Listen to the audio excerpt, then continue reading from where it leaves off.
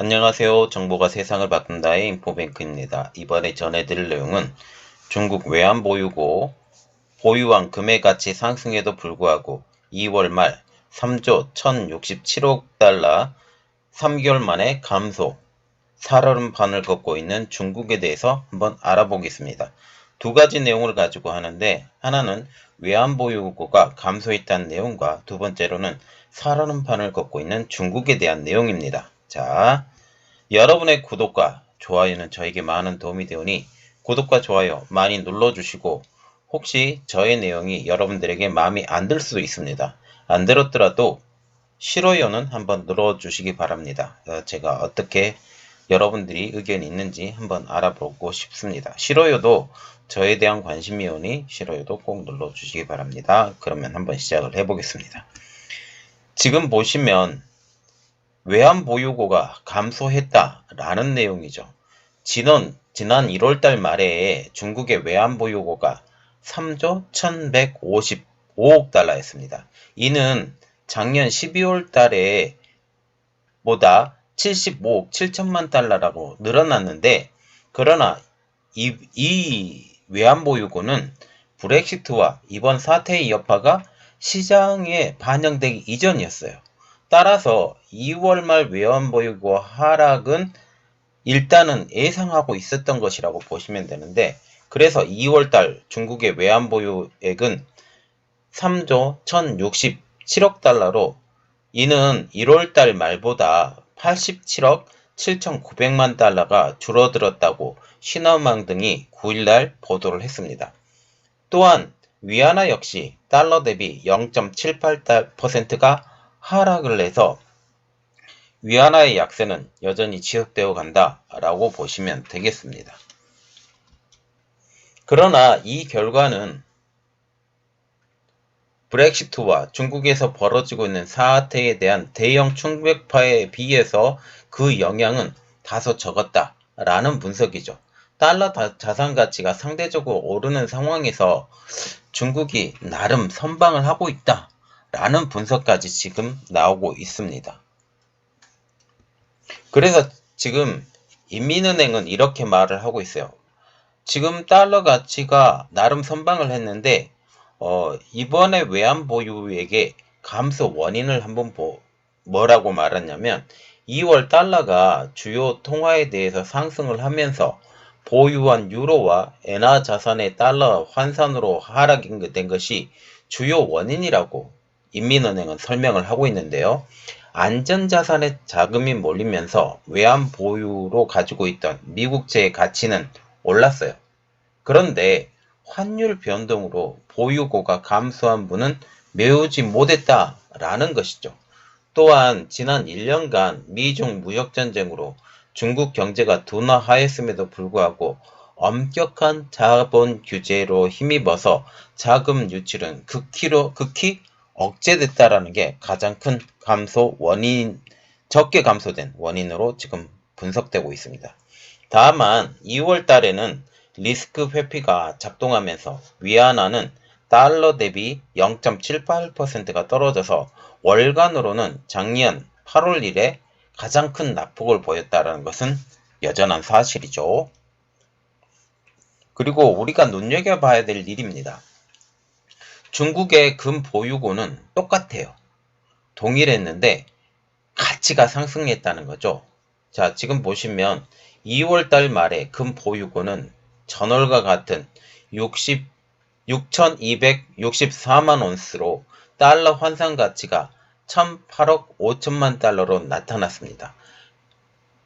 지금 현재 금 보유고가 여기서 말을 드렸다시피 똑같아요. 똑같았는데 그 가치가 상승을 해서 이것에 대한 분석을 한번 보면 안정적인 자산이었던 금을 선호하는 경향이 반영된 결과라 지금 보시면 되는데, 자, 우리가 생각을 해봐야 될 거, 금 보유고는 똑같습니다. 가치는 상승했죠. 그런데 외환 보유고가 떨어졌다 라는 것을 반대급부로 한번 생각을 해보면, 중국의 외환 보유액이 생각보다 많이 빠졌다라고 중국 인민은행이 말했던 것보다 훨씬 더 심각한 상태다 라고 생각을 하게 됩니다. 또한 위안화 가치도 하락을 했는데요.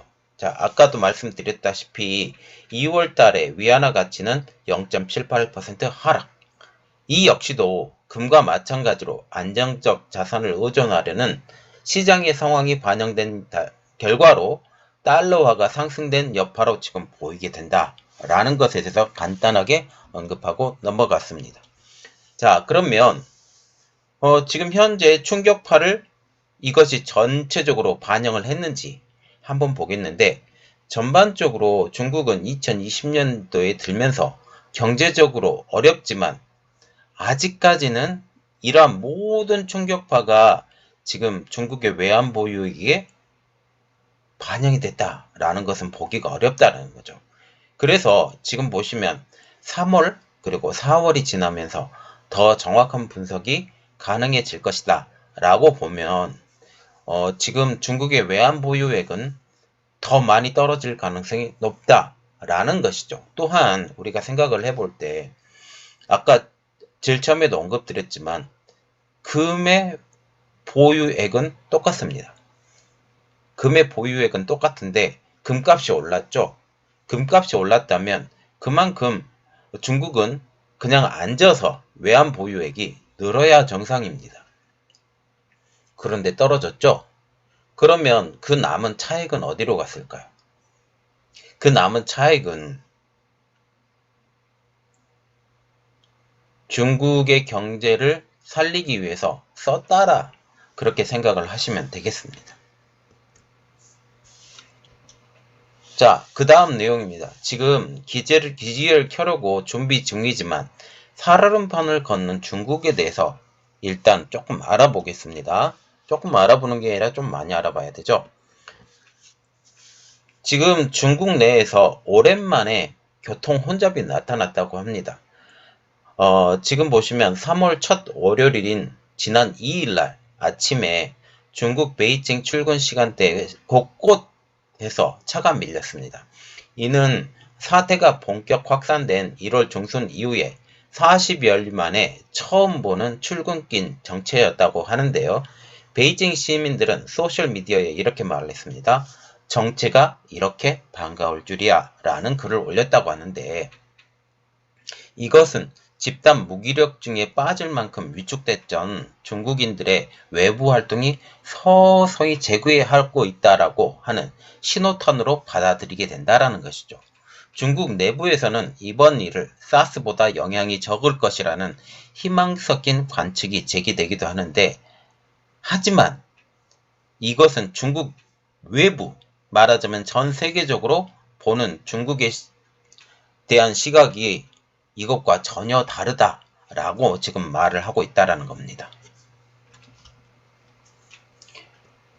자, 지금 이렇게 중국 내부에서 훈풍이 불어오는데 이것에 대해서 낙관론도 지금 나타나고 있거든요. 중국 내부에서는 이번 일이 사스보다 영향이 적을 것이라고 하는 희망 섞인 관측이 제기된다고 합니다. 하지만 바깥에서는 중국을 보는 시각은 많이 다르죠. 자금의 사태가 조기에 진정되지 않을 경우를 한번 생각을 해보면 중국발 글로벌 공급망 쇼크 그리고 금융시장 불안으로 인해서 세계 경제가 2008년 글로벌 금융위기 이상의 타격을 받을 수 있다라는 우려까지 나오고 있습니다. 그러면 우리가 일단 알아봐야 될 것이 중국이 얼마나 타격을 받았느냐 그 내용을 알아보면 지난 2달간 중국의 관광, 요식업, 교통, 운수업, 부동산업 등 이 모든 업종이 직격탄을 맞았다라는 거죠. 중국 호텔 연합회에서 2월 21일부터 23일간 실시한 조사에서 응답한 호텔 88%가 전년 대비 매출이 80% 이상 줄었다. 말하자면 전년 대비 매출의 20%밖에 되지 않는다 라고 말을 하고 있고, 이것은 개혁 개방 이후에 최대 위기라고 지금 말을 하고 있습니다.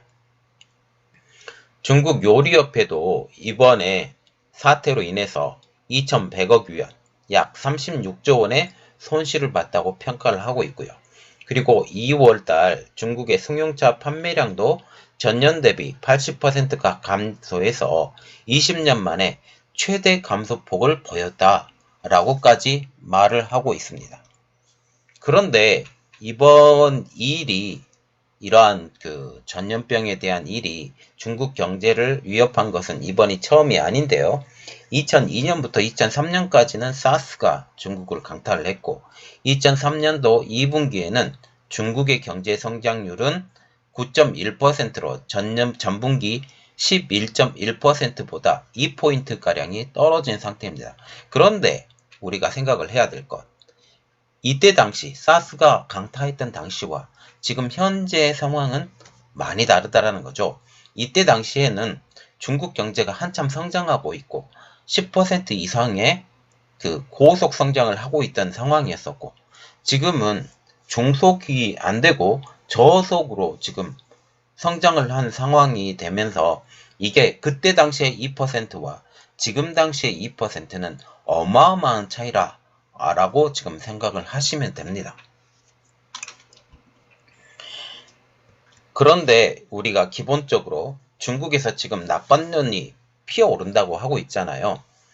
그런데 이것에 대한 기본적인 배경이 있습니다. 지금 보시면 이번 사태는 18년 전 사스보다 훨씬 더 심각하다라는 것이죠. 하지만 중국 경제연구소들은 이번 사태가 사스와 비교해서 중국 경제에 미치는 충격파가 작을 것이라는 분석을 쏟아내고 있는데요. 지금 중국 칭화대에 중국경제사상실천연구원이라는 데가 있는데 이곳에서 최근 발표한 보고서에는 중국의 낙관론에 대해서 3가지 이유를 들고 있습니다. 지금 여기에서 보여지는 것처럼 시기, 사스 때와 달리 전자상거래 물류가 발달해서 방역기간 중에서 경제활동 지속, 그리고 3번째로 보면 중국 정부의 전염병 대응 능력이 사스 때보다 향상에 대해서 말을 하고 있는데 첫 번째 시기입니다.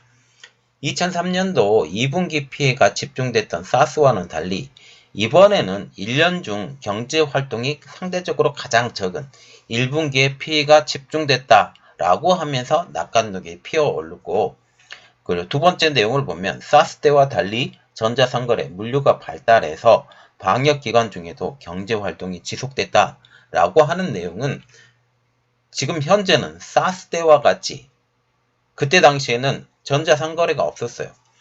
이런 전자상거래가 없었는데 현재는 중국 내 온라인 쇼핑 인구만 해도 8억 5천만 명으로 추산하고 있다라는 겁니다. 그리고 3번째로 중국 정부의 전염병 대응 능력이 사스 때보다 향상이 되었다고 이런 말까지 나올 정도로 지금 중국에서는 낙관론이 피어오르고 있죠. 그런데 이 연구원이 신종 코로나가 2분기 안에 마무리될 경우에는 중국 경제 성장률에 미치는 영향을 마이너스 0.36%로 분석을 했습니다.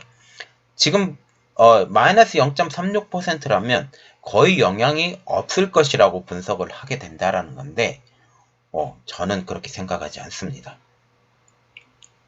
아주 크게 영향을 미치겠죠. 전 세계적으로도 이렇게 얘기를 하지 않는데. 자, 그리고 지금 현재 중국에서 판단하는 경제 버팀목이 있습니다. 그 경제 버팀목은 온라인 쇼핑이라는 거죠. 온라인 쇼핑을 중국 경제의 버팀목으로 분석을 했다라는 거죠.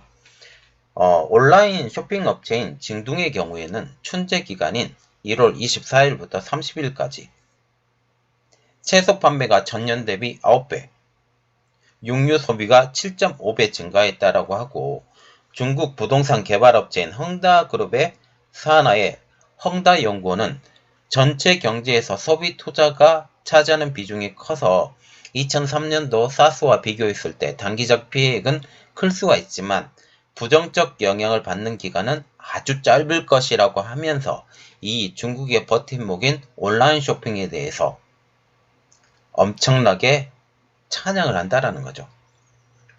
그리고 천위루 중국 인민은행 부행장은 영국 파이낸셜 타임즈에서 기고한 글에서 이번 사태가 중국 경제 하방 압력을 분명히 가하고 있지만 오래가지 않을 것이라고 하면서 뭐 중국의 경제 상승론에 대해서 다시 이야기를 하고 있다라고 하죠. 그러면 외부 관찰자, 외국에서 보는 사람들은 비관론을 지금 갖게 된다라는 거죠. 지금 표에서도 보여드리지만 사태 전후에 중국 경제 성장률 전망치 변화가 나오는데 이것에 대해서 한번 설명을 해드리겠습니다. 국제통화기금은 올해 중국의 성장률 전망치를 6%에서 5.6%로 낮췄고 경제협력기구 개발 OECD도 5.7%에서 4.7%로 낮췄습니다. 그리고 무디스도 그리고 ABN 암로도 마찬가지로 다 내렸죠. 그래서 지금 보시면 중국 정부가 국유 기업을 중심으로 공장 재가동을 재촉을 하고 있어요. 현 상황으로 인한 전 세계 공급망 중단의 영향은 외부에서 보기에는 예상보다 크고 오래 갈 수 있다라는 분석도 나오고 있고, 스티븐 로치 미 예일대 교수는 프로젝트 신디게이트 인터뷰에서 이렇게 말을 하고 있는데, 세계 경제가 취약한 상황에서 현 중국발 대규모 공급 충격을 가져올 것이라고 지금 말을 하고 있습니다. 또한 이렇게도 말을 하고 있는데 아직 최악의 상황은 오지 않았다라는 거죠.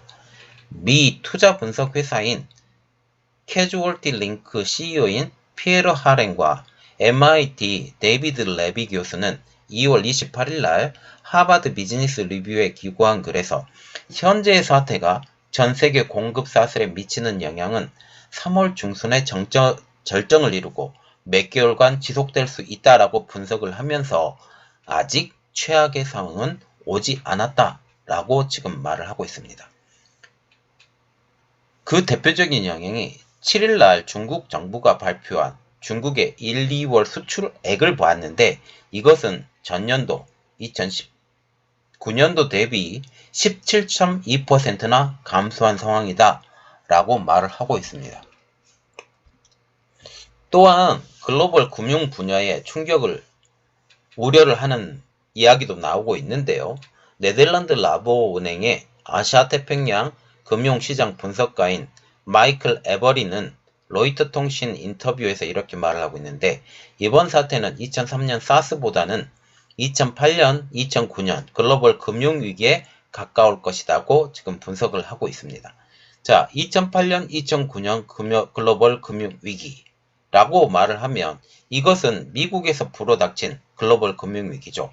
이때 얼마나 전 세계적으로 떨었습니까? 이만큼 이번 사태도 엄청난 후폭풍이 일어날 것이다 라는 우려가 지금 일어나고 있죠. 또한 스태그플레이션도 우려를 하고 있는데요.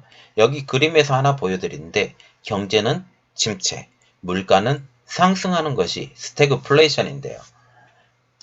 지금 보시면 스태그플레이션, 경제 불황 속에 물가 상승이라는 이 두 가지 이야기가 같이 발생할 수 있다라는 시나리오도 나오고 있습니다. 중국의 1월 소비자 물가는 전년 대비 5.4% 증가. 그래서 이것은 2011년 11월 이후 최고치를 기록을 했는데요. 이 영향은 아프리카 돼지 열병의 영향이었어요.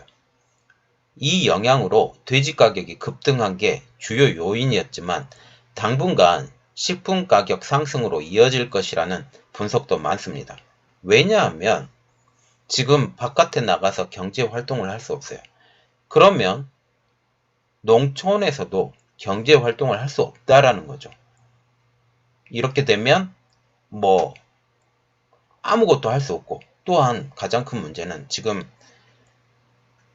꿀벌의 이동이 안 됩니다. 사람이 가지고 다니면서 양봉을 해야 되는데 이런 꿀벌들이 작동을 하지 않으면 농작물의 피해는 불보듯 뻔하죠. 이것을 한번 생각을 해보시면 됩니다. 이것에 대해서도 제가 올려드렸으니까 그 꿀벌 이야기도 올려드렸으니까 제가 한번 연결을 해드릴게요. 이것에 대해서 여러분들이 한번 봐주시면 좋겠습니다. 그리고 중국의 민간 중소업체 연쇄 도산도 우려가 하고 있는데, 지금 보시면 중국은 보통 보면 국유기업으로 많이 돌고 있어요. 이것이 경제를 중심으로 하고 있는데, 현재 체력이 바닥이 났어요. 민간 기업과 중소기업들이 바닥이 났는데, 이것에 대해서 연쇄 도산할 가능성도 없지 않다라고 지금 이야기하고 있는데, 중국의 경제 잡지인 차이징에서는 3일날 중국 기업의 중국 중소기업의 90%가 현재의 여파로 경영난을 겪게 될 것이라는 보도를 하게 된 것입니다. 이렇듯 지금 중국 경제는 많이 어렵죠. 그리고 이것에 대해서 다시 한번 우리가 생각을 해봐야 될 게 스태그플레이션입니다. 스태그플레이션에 대한 전문가들의 입장은, 그리고 외부 전문가들의 입장은 이런데, 영국 코벤트리대 교수인 추수허예요. 이분이 중국 분이신 것 같은데 이렇게 말을 하고 있습니다. 스태그플레이션이 중국에서 시작이 되면 중국 정부가 통화, 재정 정책을 더 쓰기 어려워질 것이라고 지금 얘기를 하고 있고, 꺼진 경기를 살리기 위해서 돈을 만약 이 스태그플레이션 상황에서 돈을 풀게 되면 부동산 가격을 비롯한 물가가 급등하게 되고, 돈줄을 잠그면 경기가 식어버리는 진퇴양난에 빠질 수 있다라고 하는 의견도 나오고 있습니다. 그래서 경기를 살릴 수도 돈줄을 잠글 수도, 이 두 가지가 아무것도 되지 않고 가만히 있어야 되는 중국 정부죠. 그러나 아마 돈줄을 계속 풀 겁니다. 돈줄을 풀게 되면 부동산 가격이 급등하고 물가도 급등한다. 왜냐하면 돈의 가치가 떨어지거든요. 이것을 생각을 하시면 됩니다. 그리고 현재 글로벌적으로 지금 퍼져나가고 있는데, 이것이 조기에 해결되지 않으면 어떻게 됐냐? 지금 현재 문제는 중국만의 문제가 아닙니다. 그런데 중국의 내에서는 낙관론도 나오고 비관론도 나오죠. 그래서 지금 중국 내에서는 현 사태가 올 상반기 안에 끝날 예정이다 라고 보고 있는데, 이것에 대한 가장 기본적인 베이스는 다른 나라들이 피해가 크지 않을 상황을 전제하고 있다라는 거죠.